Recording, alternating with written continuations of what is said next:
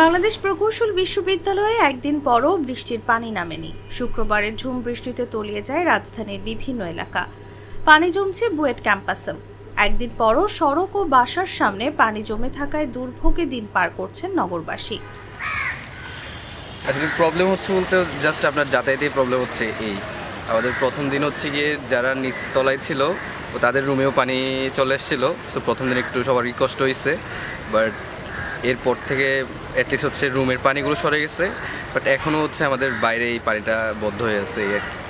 আমার যা মনে হচ্ছে তা হচ্ছে প্রথমত হচ্ছে গিয়ে ড্রেনেজ ব্যবস্থাটা একটু খারাপ, আর তাছাড়া শুধুমাত্র ক্যাম্পাসে না, আশেপাশে ঢাকার প্রত্যেকটা জায়গায় হচ্ছে পানি জমছে। আপনি ইভেন হচ্ছে ধানমন্ডির মতো এরিয়াতেও সবসময় পানি জমে থাকে। সো ড্রেনেজ ব্যবস্থাটা ভালো করতে হবে।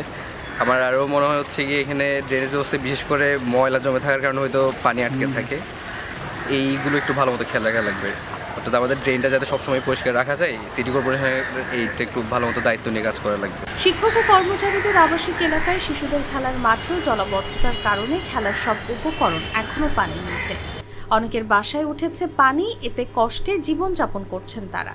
সম্ভবত রাস্তা থেকে নিচু হওয়ায় জলাবদ্ধতার সৃষ্টি হয়েছে।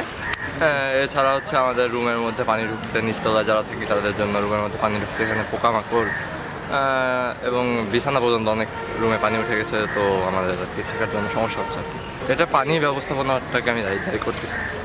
তো এখানে যারা আর কি কর্মকর্তা কর্মচারী আছে, তো তাদের উচিত আর কি জিনিসটাকে ভালো মতো মেনটেন করা। আমার যেটা মনে হয় সমস্যা, চলাফেরার সমস্যা, রান্নাবান্নার সমস্যা, সব রুমে তো পানি আসছে আমার রুমে, প্রত্যেকটা নিচতলায় পানি আর কি। আর এইদিকে এই যে হাঁটু পানি চলার জন্য চলার জন্য বাজারে যাওয়ার সব কিছু, যদি কোনো অফিসে যাওয়ার জন্য সমস্যা।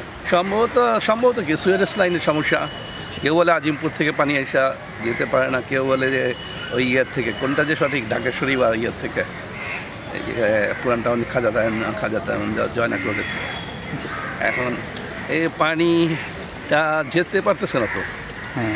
আপনার কতক্ষণ, 28 ঘন্টা 30 ঘন্টায় যেতে, খুব অল্প সমস্যা না, সবারই জন্য সমস্যা। যে অফিস, আদালত, স্কুল, কলেজ, তারপরে আপনার প্রত্যেকটা আমাদের এই কোয়ার্টার যে সব নিচতলায় পানি, হাঁটে বোটে হাঁটু পানি, কোন পানি হবে।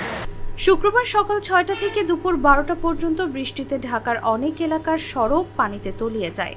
আবহাওয়া অধিদপ্তর জানায়, ভোর 6টা থেকে সকাল 9টা পর্যন্ত ঢাকায় 60 মিলিমিটার বৃষ্টিপাত রেকর্ড করেছে তারা।